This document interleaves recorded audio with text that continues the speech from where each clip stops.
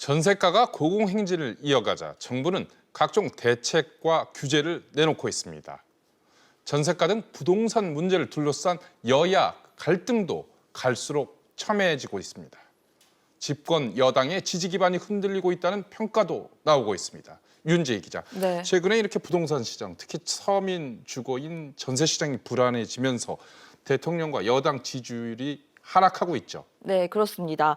급기야 미래통합당이 더불어민주당의 지지도를 199주일 만에 앞질렀습니다. 네. 보수 진영이 민주당 지지도를 앞선 것은 지난 2016년 10월 국정농단 사태와 박근혜 전 대통령 탄핵 국면 이후 처음입니다. 네. 대통령 지지율도 2주 연속 하락했는데요. 전주보다 0.6%포인트 내린 43.3%로 집계가 됐습니다. 부정평가는 0.1%포인트 오른 52.5%를 나타냈습니다. 네. 하락 요인을 두고 여러 분석이 나오고 있지만 이 가장 큰 요인은 이 부동산 문제라는 점에는 이견이 없는 상황으로 보입니다. 윤 기자, 상황이 이런 가운데 문 대통령이 이 부동산 문제를 국정 최우선 과제로 놓겠다 이런 뜻을 밝혔죠? 네, 맞습니다. 문 대통령이 지난 10일 청와대 수석보좌관 회의에서 주택 문제가 최고의 민생 과제라고 밝혔습니다. 집값 문제가 이 임기 후반의 최대 불안 요소로 부상한 걸 의식한 발언으로 보입니다. 추가 대책도 시사를 했는데요. 들어보시겠습니다. 앞으로 중저가 1주택 보유자들에 대해서는 추가적으로 세금을 경감하는 대책도 검토하겠습니다. 또한 대책의 실효성을 위해 필요시 부동산 시장 감독기구 설치도 검토하겠습니다. 하지만 이날 회의 이후에 야당의 공세가 더 거셌는데요. 왜 그런 겁니까? 네, 문 대통령이 최근 연이은 부동산 대책으로 시장이 안정되고 있다 이런 평가를 한 것에 대한 비판입니다. 직접 들어보시겠습니다. 과일 현상을 빚던 주택 시장이 안정화되고 집값 상승세가 진정되는 양상을 보이기 시작했습니다. 앞으로 대책의 효과가 본격화되면 이런 추세가 더욱 가속화되리라 기대합니다.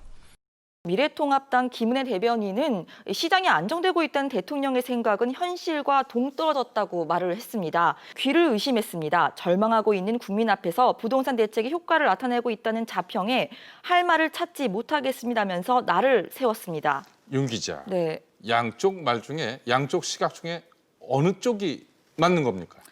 최근 매매가 상승률이 소폭 둔화된 것은 맞습니다. 하지만 전세가 상승세는 상승폭이 다소 둔화됐더라도 여전히 불안한 상황인데요. 네. 5월 첫째 주 0.02%였던 서울 전세가격 변동률 6월 첫째 주 0.04%를 보이다가 7월 첫째 주 0.10%로 치솟으면서 상승폭을 키웠습니다. 네. 서울의 전세가 상승률 확대가 전국적으로 퍼져나가는 경향도 나타나면서 시장이 안정될지는 시간이 좀 더 지나봐야 알 수 있을 것 같습니다. 네, 윤 기자, 말씀하신 대로 최근 전세 가격이 이렇게 오르고 있는데 여기에 따라서 전세 대출도 급증하고 있다고요? 네, 그렇습니다. 이 보통 7월 임대차 시장은 이 장마, 여름 휴가 등으로 비수기인데도 전세 대출이 늘고 있습니다. 지난 7월 현재 시중 5대 은행의 전세 대출 잔액은 지난달보다 2조 원 넘게 늘었고요. 네. 올해에만 약 14조 원이 증가했습니다. 네. 추세를 보면 5월에서 6월 주춤하는 듯 했는데 7월에 급증하는 모습을 보였습니다. 주택 임대차 3법으로 전세가가 많이 오를 것이란 전망에 서둘러 전세 계약을 하는 사람들이 늘고 또 전세 가격이 폭등하면서 전세 대출 규모까지 덩달아 크게 늘어난 것으로 분석되고 있습니다. 김 기자, 또 하나 현상은 전세가 급격히 월세로 전환되는 현상인데요. 정부와 여당이 이 부분을 막기 위한 각종 방안을 추진하고 있죠. 네, 김태년 더불어민주당 원내대표는 전월세 전환을 최소화하겠다고 밝혔습니다. 나아가서 시장 감시도 강화하겠다고 했습니다. 투기 세력의 교란 행위에는 행정력을 동원해 엄정하게 대처할 것입니다. 이 과정에서 선의의 피해자들이 발생한다면 구제할 수 있는 충분한 보완책도 함께 마련하겠습니다. 김 기자, 전월세 전환율을 낮추는 방안 구체적으로 설명해 주시죠. 네, 전세를 월세로 전환을 할 때 정부가 정한 월 임대료 비율이 바로 전월세 전환율입니다. 네. 현행 주택임대차 보호법 시행령에는 기준금리의 3.5%를 더해 4%로 돼 있습니다. 이 기준은 2016년 기준금리가 2.5%에서 3%일 때 정해진 겁니다. 네. 최근 김현미 장관은 이 같은 전월세 전환율이 지금 같은 저금리 시대에는 맞지 않다면서 낮출 방침이라고 밝혔습니다. 네. 전월세 전월세 전환율이 내려가면 월세금이 낮아져서 세입자는 부담을 덜 수 있고 집주인은 월세 수입이 줄어드는데요. 다시 말해서 집주인들이 전세를 월세로 돌리는 유인을 줄여서 급격한 월세 전환 방지 효과를 기대할 수 있습니다. 네. 홍남기 경제부총리의 설명 직접 들어보시겠습니다. 정부는 급격한 월세 전환을 막고 국민 여러분들의 주거 부담을 완화시켜드리기 위하여 전월세 전환율 현행 4%입니다만 이 전환율을 하향 조정하는 것도 현재 검토하고 있다는 점을 말씀을 드립니다.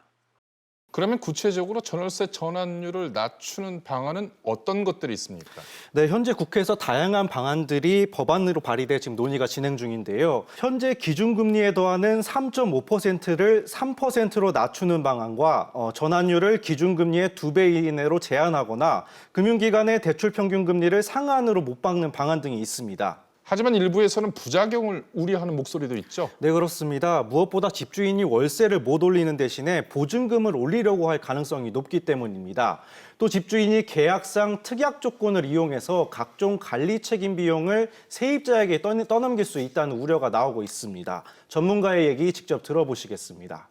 기존에 없었던 임대소득에 대한 부담이 커지게 되면서 집에 대한 수리라든지 아니면 도배 장판 정도와 같은 기본적으로 집주인이 세입자한테 해줘야 되는 부분들이 회피되는 형태, 그러니까